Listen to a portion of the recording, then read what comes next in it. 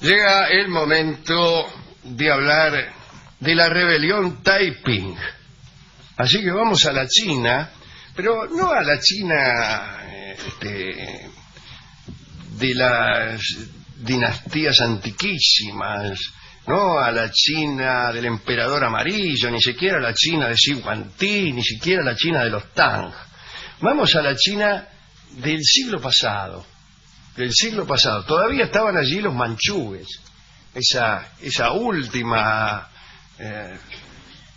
dinastía que gobernó la China. Manchúes porque provenían de Manchuria.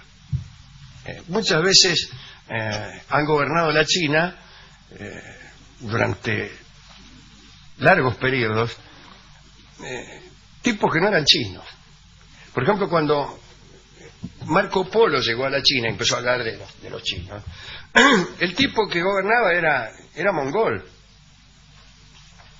El Kublai Khan y todos esos tipos venían de Mongolia. Esa dinastía que vio Marco Polo y que la dio por China era de Mongolia, no era China. Claro que la tierra se comía, la tradición china, la cultura china se comía a los bárbaros que la conquistaban, pero esos tipos no eran chinos.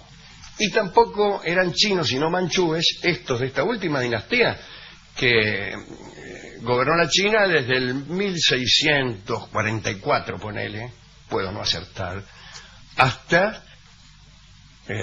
la declaración de la República,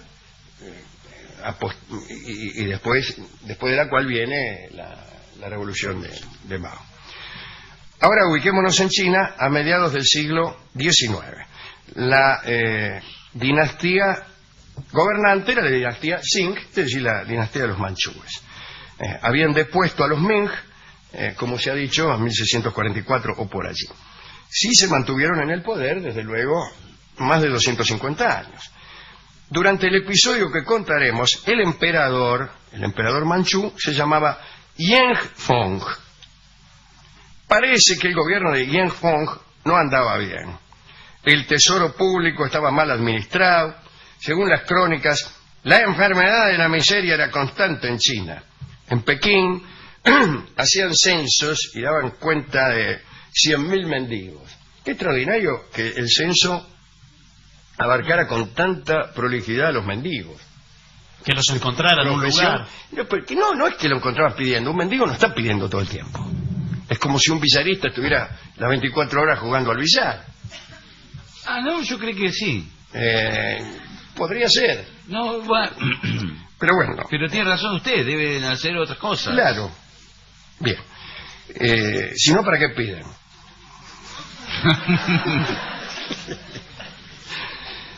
El caso es que había mucha miseria, ¿no? Miles de ellos acampaban junto al palacio pidiendo limosna e incluso amenazando a los funcionarios que se acercaban a la sede del imperio. Se les daba paja para dormir, arroz y trigo y algo de carbón para calentarse. Bien, o sea, los viejos, que siempre fueron muy cuidados en la China, los viejos mendigos, recibían vestidos en invierno y un abanico en verano. ¡Qué notable! Un abanico en verano es un detalle de refinamiento increíble. Ahora bien, en el año 1814 nació un hombre llamado Hongxiu Zhiwang. Hongxiu Zhiwang era oriundo de Ake, que quedaba en el centro de China. Dice que Hong tuvo una visión en la que era ascendido hasta el cielo. Y según dijo, allí, en el cielo, fue nombrado Hijo Celeste, o sea, Hijo del Cielo, que era el título que por otra parte tenía el emperador de la China. El emperador de la China es, por definición, el Hijo del Cielo. Pero Hong era cristiano, un chino cristiano, una cosa muy rara. Saben ustedes que en la China, incluso en el Japón, los cristianos no han tenido mucha suerte. Anduvieron mucho los jesuitas por allí y, como hemos contado algunas veces en este programa, estuvieron a punto de conseguir alguna clase de éxito e incluso por momentos lograron convencer a algún emperador, pero siempre alguna cosa fortuita hizo derrumbar aquellos avances del cristianismo en la China. Este Hong era cristiano, había sido instruido por misioneros Luego de esta visión que había tenido, a saber, verse elevado al cielo y nombrado hijo del mismo, decidió llevar el mensaje del cristianismo por todo el imperio. Bueno, al principio fueron solamente sus parientes, sus amigos, quienes lo escucharon y siguieron. Poco después, sus discípulos fueron centenares. Hong se creía hermano de Cristo. Aseguraba tener un padre y una madre celestiales, desde luego, y se propuso como regla primera el aniquilar a los demonios y a todo aquel que no cumpliera con la religión y los mandatos de Dios. Se llamaba a sí mismo Emperador Celeste de la Paz Universal. Eso dio lugar al nombre de la secta, que se llamó Taiping, que como todos sabemos quiere decir algo bastante parecido a Emperador Celeste de la Paz Universal, si es que no quiere decir alguna otra cosa. En un principio, el emperador, no este, sino el otro, el manchú, Yan Fong, no tomó en cuenta la nueva secta. Dijo, yo como esto. Este barco no puede hundirse, todas esas cosas. Pensaba que era solo una secta religiosa y jamás imaginó, y menos todavía imaginó, que al ir creciendo se convertiría en secta política y haría tambalear a la dinastía gobernante. En 1848, los discípulos de Hong eran 2.000. 2 años más tarde eran 40.000. Los seguidores eran en su mayoría gente pobre. También seguían a Hong hombres de algunas antiguas estirpes dinásticas que se oponían al gobierno de los manchúes.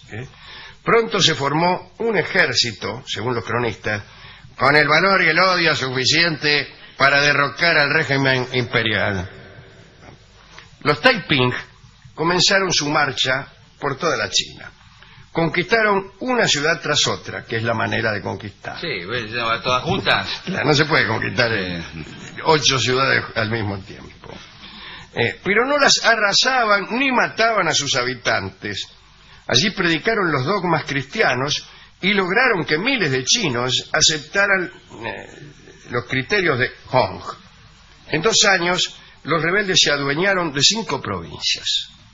En 1853, Hong proclamó su propia dinastía cristiana, lejos de Pekín, pero cerca de la segunda ciudad más importante, que era Nanking, antípodas de Buenos Aires. Se formó un estado dentro del estado y pronto Hong quiso dominarlo todo. En su reino, Hong determinó que los alimentos y las propiedades debían ser repartidas en partes iguales. Obligó a sus soldados a hacer voto de castidad. El único que podía tener esposa era él. Él podía tener una esposa celeste, además de numerosísimas concubinas.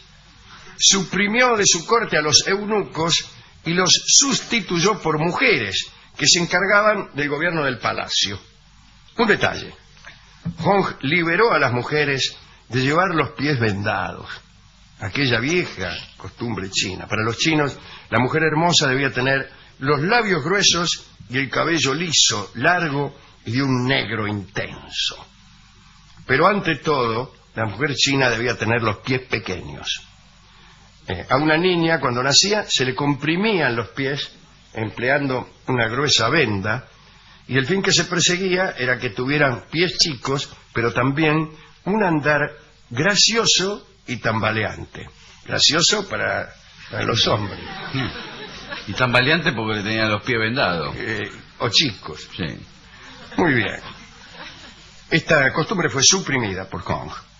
Además del gobierno de su palacio, Hong formó un ejército de 3.000 mujeres, comandado también por algunas muchachas. Atención. Hong mandó a todos los hombres a cortarse la coleta. La coleta era un signo de dominación de los manchúes, y los obligó a dejarse crecer el pelo. Impuso además ciertos mandamientos de la moral cristiana. Condenó el adulterio, prohibió los vicios y los robos, pero sucedió que estos crímenes se castigaban de forma poco piadosa y no consiguieron alterar las costumbres de los manchúes, que también eran impiadosos. El adúltero, por ejemplo, podía ser colgado. El ladrón era apaleado hasta morir. Y el asesino, antes de la decapitación, eso sí, era entregado a los peores suplicios. En cuanto al adulterio, que, como se dijo, estaba penado, debe recordarse que Hong tenía a su esposa Celeste y había aumentado el número de concubinas que tenía el emperador anterior, en general, ¿no? De 70, ese era el número que correspondía a los emperadores chinos, a 100. Dice, porque con 70 no hacemos nada. Bueno, establecidas algunas de estas reglas, Hong quiso tomar la ciudad de Nankín, aquella segunda ciudad del imperio. Sucedió que los habitantes y los gobernantes de Nankín se mantuvieron fieles al emperador manchú y no hicieron caso de las prédicas de los Taiping. Fue entonces cuando la secta decidió abandonar la persuasión y recurrir a su ejército. La lucha fue terrible. La actuación de Hong poco tuvo que ver con el nombre que había dado a su dominio, el que había llamado Reino Celeste de la Paz. Fue una gran matanza.